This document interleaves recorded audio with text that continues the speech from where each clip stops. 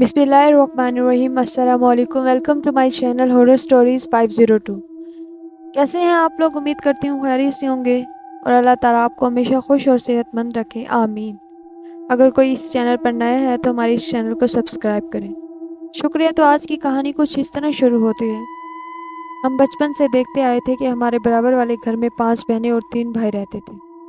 इनकी वालदा का इंतकाल हो चुका था, जबकि वालिद का बाद में हुआ जब हम बड़े हो चुके थे। इनके घर का असूल था कि जब कोई बेल बजाता, अंदर से जो भी पूछता वो यही कहता कि कौन साहब। मेरी आदत थी, मैं मजाक में कहती आंटी साहब नहीं साहिबा। इन तमाम बहनों की उम्र काफ़ी थी, कुछ अम्मी से बड़ी और कुछ छोटी थी। हमारे बड़े होने तक एक एक करके तमाम बहनों की शादी हो गई और भाइयों ने भी कर ली, मगर एक बहन जिनकी अभी तक शादी नहीं हुई थी, अचानक सीढ़ियों से गिरकर हादसे का शिकार हुई और इंतकाल फरमा गई। शादी के बाद अम्मी के जाना होता तो आंटी वगैरह में से कोई ना कोई घर आया होता। दरवाजे पे दुआ सलाम हो जाती थी। तबीयत की खराबी के सबब मैं अम्मी के पिछले 2 माह से नहीं जा सकी थी। अम्मी के घर भी सिर्फ भाई और अम्मी होते थे, क्योंकि अल्लाह के करम से हम चारों बहनों की शादी हो चुकी थी। एक दिन मेरा दिल बहुत घबरा रहा था। सर्दियों की रात थी। मियाँ को 10 बजे दोस्त की कॉल आई, मैं कराची से आया हुआ हूँ, फौरन आ जाओ। बहुत दिन बाद दोस्त मिल बैठे थे। जाते जाते बेटे भी बाबा के पीछे लग गए, तो वो भी मुझे अम्मी के घर की सड़क की तरफ उतार कर चले गए। लाइट गई हुई थी, बेल बजाना बेकार था। मैंने मोबाइल निकाला, कॉल की तो पैकेज ख़त्म। दिल में पहले ही अजीब सी कैफियत थी। मैंने घूम कर गली से जाने का फैसला किया, क्योंकि अम्मी का बेडरूम गली से करीब था और सड़क से दरवाज़ा बजता तो आवाज़ ना जाती।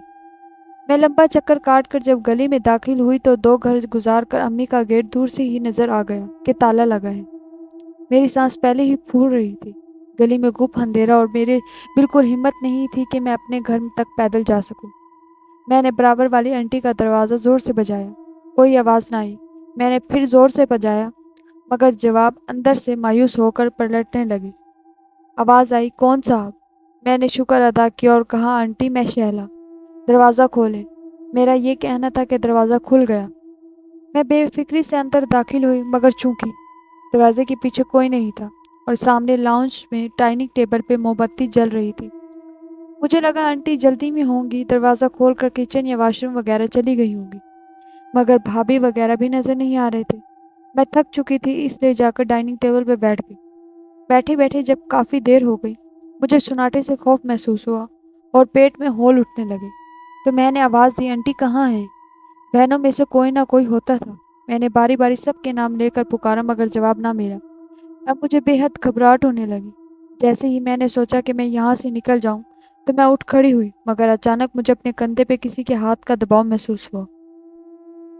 मैंने थूक निकल कर हिम्मत की और पीछे मुड़ी, मगर मेरी आंखें दहशत से फट गईं, क्योंकि मेरे पीछे कोई नहीं थी, जबकि कंधे पे अभी भी लम्स महसूस था।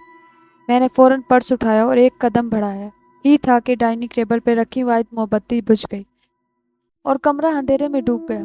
मेरे मुंह से अचानक कोई निकला और मैंने कुछ टंडोलने के लिए जैसे ही हाथ बढ़ाया, सामने वाले कमरे से क्लच करके आवाज़ आई। फिर हल्की सी रोशनी बाहर आई और फिर दरवाज़ा मुकम्मल खुल गया। सबसे छोटी आंटी हाथ में इमरजेंसी लाइट लिए बाहर निकली और एकदम मुझे देखकर खुशी से बोली, अरे शैला तुम कब आई बेटा? मेरे हवास अब तक सल्प हो चुके थे। मुझे ऐसा लगा वो आंटी नहीं, वो भी कोई परिस्रार चीज़ है। मैं इन्हें बस देखती गई। वो धीरे धीरे इमरजेंसी लाइट लेकर मेरे पास आई और मुझे इस कैफियत में देखता पाकर कहने लगी, तुम ठीक तो हो? फिर अम्मी का नाम लिया। तौफीक बाजी ने बताया था तुम काफ़ी बीमार रहने लगी हो। तौफीक बाजी अभी थोड़ी देर पहले तुम्हारी नानी के घर गई हैं, दरवाजे पे मिली थी। अच्छा तुम बैठो। फिर मेरा हाथ पकड़ कर बिठाया। इनके नॉर्मल रवैये से मैं काफ़ी परसकून हुई, मगर कुछ सवाल मेरे दिमाग में गर्दिश कर रहे थे। मगर मैंने इन्हें झटक कर सलाम किया, अस्सलाम वालेकुम आंटी। बस ज़रा अंधेरे से घबरा गई थी। अम्मी के घर ताला लगा हुआ तो यहाँ आ गई। आप कैसी हैं? और बाकी मैंने बैठते हुए अपना खौफ को छुपा कर पूछा। अब इस कमरे में लाइट थोड़ी बेहतर थी, क्योंकि इमरजेंसी लाइट ऑन थी, मगर ये क्या, डाइनिंग टेबल पर रखी बुझी हुई मोमबत्ती गायब हो गई। मुझे समझ नहीं आ रहा था कि आंटी से कैसे सब पूछूं।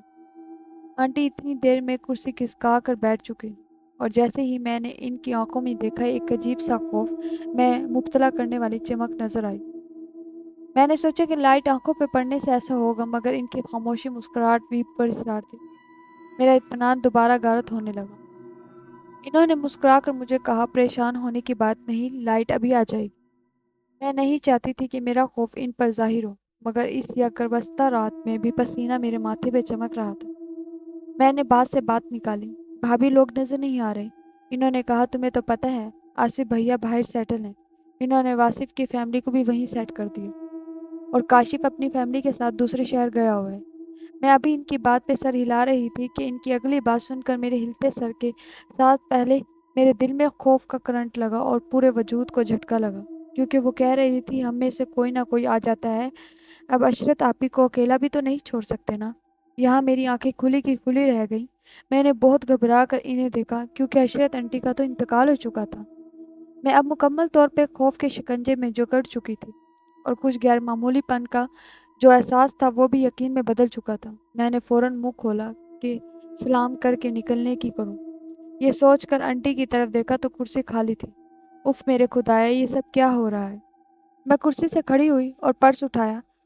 میں ابھی آدھے رستے میں ہی تھی کہ پیچھے سے انٹی نے پکارا۔ میں پلٹی تو وہاں ان کے چوتھے نمبر والی بہن تھی۔ مجھے حیرت ہوئی وہ کب آئیں۔ انہوں نے مسکرا کر میرا ہاتھ پکڑا اور کرسی پہ واپس بٹھایا۔ ارے کہاں جا رہی ہو؟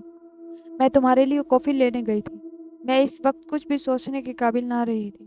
مجھ پہ وحشت سوار تھی۔ دل لگتا تھا بھائی آ جائے گا۔ پہلے والی آنٹی ایک دم ان سے کیسے بدل گئی؟ انہوں نے گرم کافی کا کپ میری طرف گھسکایا۔ وہ مجھے گھورتے ہوئے مسکرائیں اور صرف ان کے لب ہلے۔ پیو۔ میں نے گھبرا کر جب کافی کے گرم کپ کو ہاتھ لگایا تو میرے ہاتھ کپ کپا رہے تھے۔ کپکپاہٹ سے کافی چھلک کر ٹیبل پہ گری، اور میری آنکھوں نے خود یہ منظر دیکھا کہ کافی کی جگہ ٹیبل پہ خون تھا۔ میں نے گھبرا کر آنٹی کو دیکھا اور مجھ سے کچھ کہا نہ گیا، بس اتنا بولی، آنٹی یہ وہ مجھے دیکھ کر اب منہ کھول کر مسکرائی۔ مجھے لگا جیسے ان کا چہرہ بدل رہا ہو۔ میں بے بس سن کر انہیں آنکھیں پھاڑے دیکھے جا رہی تھی کہ اچانک روڈ سائڈ سے بلیوں کے بے تحاشا رونے کی آواز آئی، اور آنٹی کی ہنسی غصے میں بدل گئی۔ وہ تیزی سے اٹھی اور بڑبڑاتی ہوئی اس طرف دوڑی۔ ابھی بتاتی ہوں انہیں۔ ان کے نکلتے ہی جیسے میں کسی ٹرانس سے باہر آئی، تیزی سے بھاگتے ہوئے گلی والے دروازے تک پہنچی اور گلی میں نکل کر بھاگنے لگی۔ یہ بھی نہ دیکھا کہ امی آئی ہے یا نہیں، گھپ اندھیرا تھا۔ میرے گھر کا رستہ بس 5 منٹ کا تھا، مگر مجھے لگا میں کوئی آدھا گھنٹہ بھاگی ہوں گی۔ اور جب پھولی ہوئی سانسوں کے ساتھ میں آواز بھاگتا اسی اپنے گھر پہنچی تو ہمارا مین گیٹ کھلا ہوا تھا۔ میں تیزی سے اپنے پورشن کا زینہ چڑھ گئی کہ کوئی اکیلے آنے پہ باتیں نہ بنائے، پر میرا پورشن لاک تھا۔ میں نے سر پکڑ کر اف، پورشن تو لاک ہے، چابی چابی تو بیڈ کے پاس رکھی ہوئی ہے۔ میں واپس موڑی کے نیچے جٹھانی کے پورشن جاتی ہوں، مگر میرے مڑتے ہی میرے اپنے پورشن سے جو کہ لاک تھا آواز آئی۔ اس کا نیکسٹ پارٹ سننے کے لیے ہمارے اس چینل کو سبسکرائب کریں۔ شکریہ، خدا حافظ۔